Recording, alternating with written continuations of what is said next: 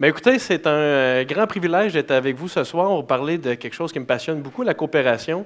Pierre-Luc Bonneville, à la direction générale de la CDR, Québec-Appalaches, coopérative de développement régional.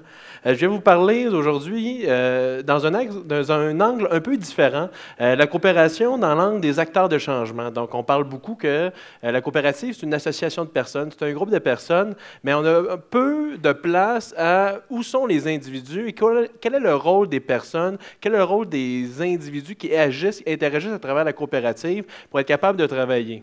Alors, quand on parle d'individus, souvent, on essaie de comprendre de quelle façon vous êtes arrivé dans la coopération et les coopératives, et surtout la question fondamentale, pourquoi les coopératives? Pourquoi es-tu arrivé, parce que c'est souvent la première question qu'on me pose, Pierre-Luc, comment tu as fait pour œuvrer ou embarquer dans les coopératives? On a deux grands courants de pensée, je vous dirais, souvent par nécessité. Donc, dans la coopération agricole, c'était la seule façon dont je pouvais vendre mon lait, donc c'était la coop. Mon père était là, fait que j'étais arrivé, puis c'était dans le commerce de proximité, c'était la seule façon d'être là. Il y a des gens qui sont là par erreur. Moi, je suis le meilleur exemple. J'ai embarqué dans le monde coopératif quand mon ancien coloc me dit « Hey Pierre-Luc, il y a un siège d'ouvert à la coop scolaire, t'embarques-tu? » J'avais aucune idée dans quoi j'embarquais, mais j'ai décidé d'embarquer et 10 ans plus tard, je suis encore là. Mais ce qui nous manque le plus en coopération, c'est les gens qui viennent par conviction. Et c'est l'aspect le plus rare qu'on a, des gens qui, dès le début de leur engagement coopératif, c'est un engagement de conviction. Alors là, si on se dit, ben, écoute, moi, je ne suis pas là par conviction, la conférence ne m'adresse pas, moi, ce que je vous dis, et j'en fais partie, ce qu'il faut, c'est réussir à migrer notre premier contact dans la coopérative, qui peut être soit par nécessité ou par erreur, vers un engagement de conviction. Et les gens qui ne sont pas à l'intérieur du monde coopératif, je vous invite déjà à développer votre fibre, votre conviction coopérative. Alors, on l'a parlé, le modèle coopératif, on a souvent l'équilibre autant de l'aspect économique, l'aspect social. Dans les autres formes d'entreprise, qu'on peut nommer le capitalisme. Là. Donc, il y a eu vraiment un dérapage où l'aspect économique a pris beaucoup d'ampleur, où la création de la richesse, où le rendement aux actionnaires a pris beaucoup d'emphase, qu'il y a eu un débalancement. Donc, comment les coopératives réussissent à rebalancer les choses? Bien, on l'a quand même bien démontré, dans leur façon d'être, dans leur façon d'agir, on réussit à être une alternative et une façon différente d'y aller. Alors, pour rebalancer, ça nous prend des gens qui le font. On a souvent tendance, des fois, à penser que dans notre monde d'aujourd'hui, on ne peut rien faire. Pourtant, et c'est ce que je vais essayer de vous dire, par la coopération, on devient acteur de changement. Je vais vous présenter sous 3 angles. La première, c'est en consommant coop, qu'on devient acteur de changement. La deuxième, en s'engageant dans les coopératives, on peut faire notre geste d'acteur de changement. Et la troisième, c'est en démarrant des coopératives qu'on est acteur de changement. Allons-y. On parle d'acheter dans une coopérative. Acheter dans une coopérative, c'est quoi? C'est ce que je peux appeler de la consommation active. Donc, vous allez me dire, consommation active, qu'est-ce que ça veut dire? Quand on parle de consommation, on est dans l'univers de la vente de biens et services. On est dans le système économique actuel. On est vraiment une alternative, on est une façon de faire qui est concrète, qui est accessible, qui est aujourd'hui et qui est ancrée dans 160 ans d'histoire ici au Québec. Elle est active parce que quand je fais des choix de consommation coopérative, je fais une influence sur mon milieu. On a souvent l'acheter, c'est voter, c'est beaucoup mis au niveau du commerce international, achat local, mais l'achat coopératif, dans ses valeurs et principes aussi, il y a cette influence-là que les consommateurs peuvent avoir pour devenir des consommateurs acteurs dans leur milieu, ce qu'on nomme les consommateurs. Le cas des coops funéraires, c'est un très beau exemple, un très bel exemple qui démontre cet élément-là, comme quoi qu'à travers le Québec, quand les citoyens ont décidé de consommer coopératif via leur réseau coopératif de coop funéraires, on a réussi à maintenir un service et des coûts qui sont de loin inférieurs au reste de l'Amérique. Et les coop funéraires font des choses tellement intéressantes que récemment, quelqu'un me disait, apprenait que si un enfant décède de moins de 2 ans, bien, la coop funéraire va assumer gratuitement les coûts. Mais j'ai dit, bien, écoute, c'est l'objectivement de la coop d'aider. Et lui, on dirait qu'il arrivait d'ailleurs, mais j'ai dit, mais c'est ça la coopération. Et consommer, l'autre geste qu'on fait dans les coops scolaires, qu'on achète dans ma coop, l'argent reste dans mon université, reste dans mon cégep. On est tous tentés, des fois, quand on s'en va acheter nos livres, d'aller taper sur Amazon pour essayer de voir la comparaison de coûts. Mais quand je consomme, quand je fais des choix, j'achète chez nous, l'argent reste chez nous. Donc, dans le modèle coopératif, on peut aller pour devenir un consommateur. Et la première façon, au niveau de la consommation active, quand on est actif dans notre consommation, c'est notre première façon de devenir acteur de changement par la coopération. Deuxième élément, l'engagement au sein de la coopérative. L'engagement au sein de la coopérative, c'est autour de ce qu'on peut nommer une communauté d'action. Communauté d'action, je le définis un peu. Communauté, pourquoi? Parce qu'on a un groupe d'individus qui se mettent ensemble. On peut penser principalement peut-être au conseil d'administration où qu'on est vraiment plus en communauté. Quand on parle des 50, 60 000 membres d'une caisse, on a moins le sentiment d'être en communauté, mais au sein d'un conseil d'administration, on a le groupe qui est de gens qui sont responsables, qui sont redevables face aux membres. Cette communauté fait appel à quoi? Fait appel à la responsabilité collective. Chaque individu, autant qu'on est, on a cette responsabilité-là de vivre dans un monde. On a à décider si on assume ou non notre responsabilité. Et via la coopération, via l'aspect coopératif, bien, on réussit à assumer collectivement cette responsabilité. Ce qui est vraiment fascinant, parce que avoir tout seul le fardeau d'améliorer la planète, je trouvais ça lourd, mais le dire qu'on le fait ensemble, me semble, c'est moins lourd. Donc, ça mène tout la notion du être ensemble. Est-ce qu'on doit, jour après jour, continuer à vivre nos vies chez nous, de communiquer par les médias technologiques? Comment on fait pour développer notre esprit de communauté? Comment on fait pour devenir ensemble? La formule coopérative, ce qu'elle offre, c'est un être ensemble autour d'un projet entrepreneurial, donc autour d'une entreprise. Et surtout, quand on parle de communauté, ce qui est très important à mentionner dans l'aspect coopératif, c'est l'aspect d'action. Donc, quand on parle de s'engager dans une coopérative, il y a l'aspect d'action, de passer à l'action, de poser des gestes concrets. L'action, elle fait appel à quoi? Elle fait appel à notre responsabilité personnelle. Je décide, moi, d'être actif dans le développement de mon milieu. Et je développe mon pouvoir d'agir. Je n'accepte pas d'être un simple spectateur. Ce que je veux, c'est d'avoir une influence réelle et tangible sur l'environnement qui m'est autour.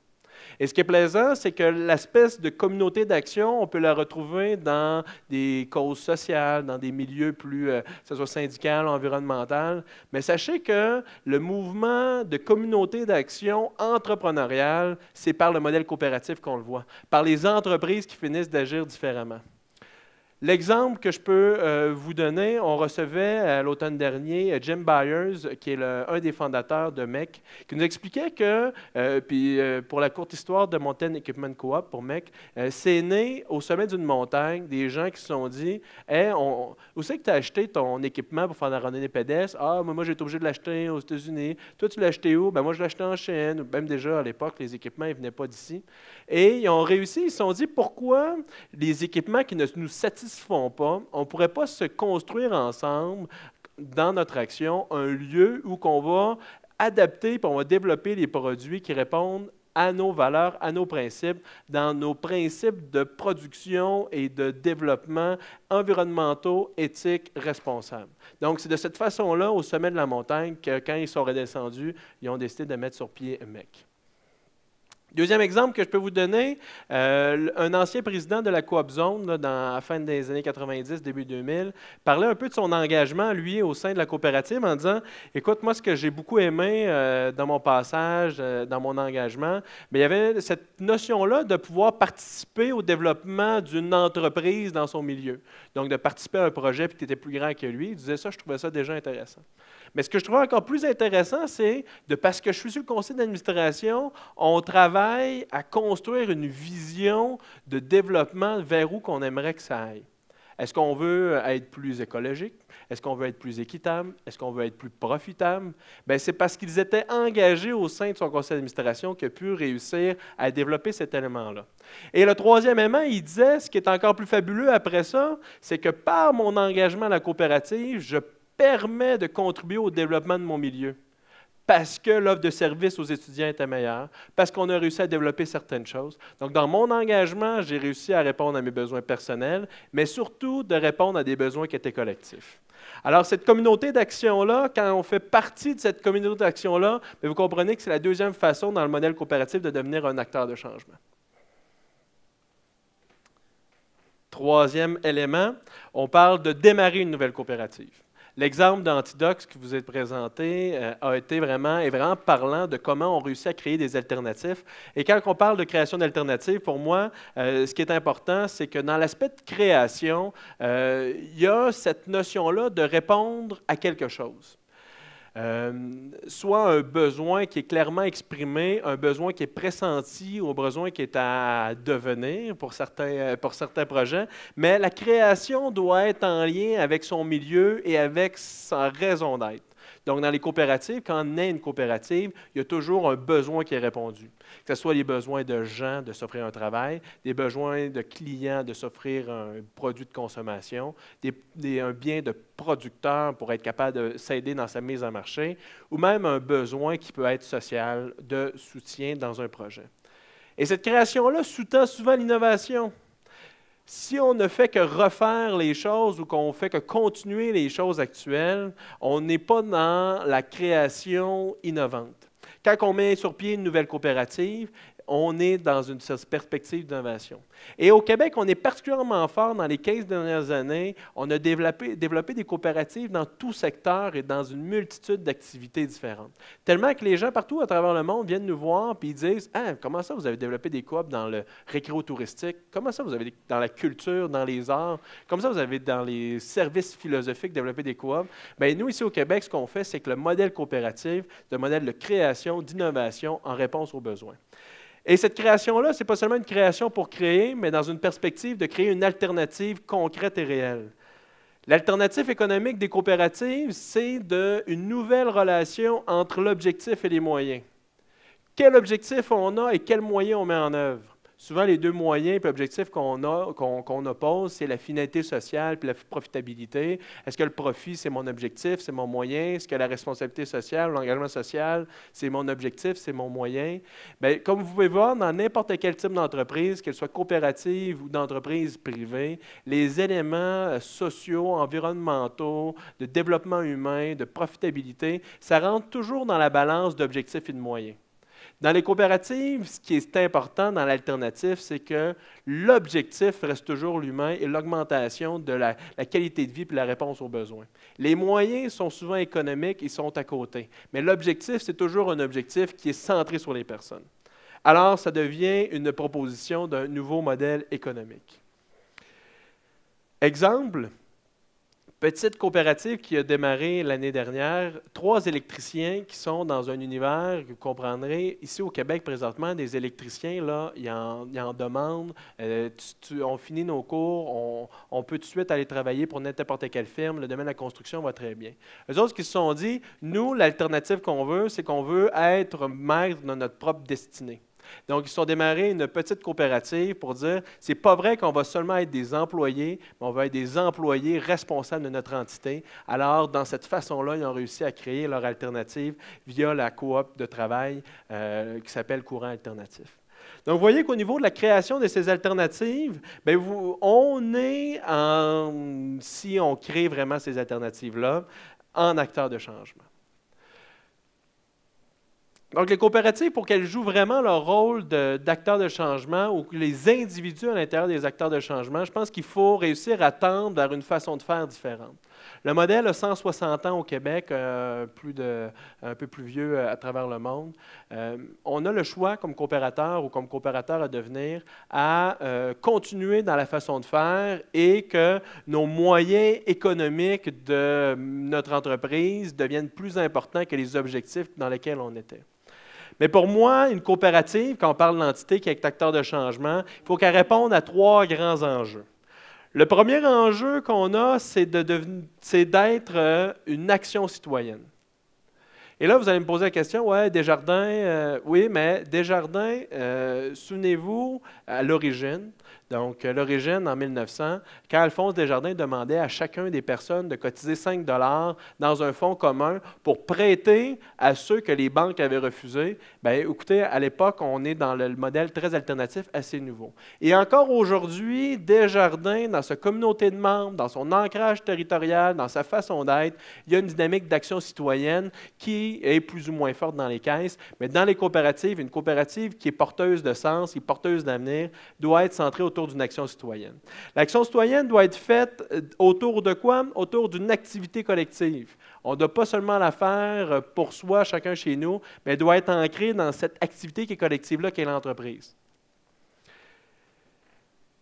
C'est beau, jusqu'à maintenant, je pense que l'ensemble des coopératives ont présentement une communauté qui se met autour de l'activité collective. Mais surtout, ce qui est important, c'est l'objectif dans lequel on fait. Et pour une coopérative, je pense que son objectif fondamental qu'elle doit mener, c'est l'amélioration continue de son milieu.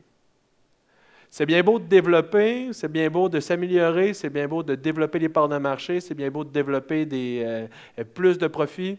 Mais si on le fait sans réussir à développer le milieu, sans réussir à développer la qualité de vie des gens, sans réussir à améliorer le sort de la planète, bien, je pense que l'action coopérative, dans ce sens-là, va devenir vain et la coopérative va devenir une entreprise comme les autres.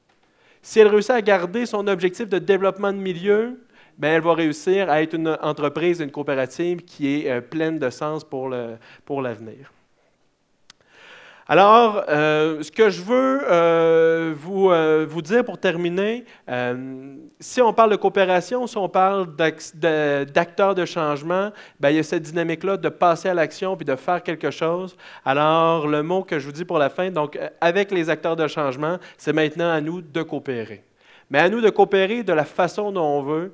La coopération, c'est une façon de faire, c'est un modèle, c'est un véhicule. À nous de s'y investir, à nous de le mettre à notre image, puis à nous de développer de la façon dont on le veut, avec les objectifs qui nous sont propres.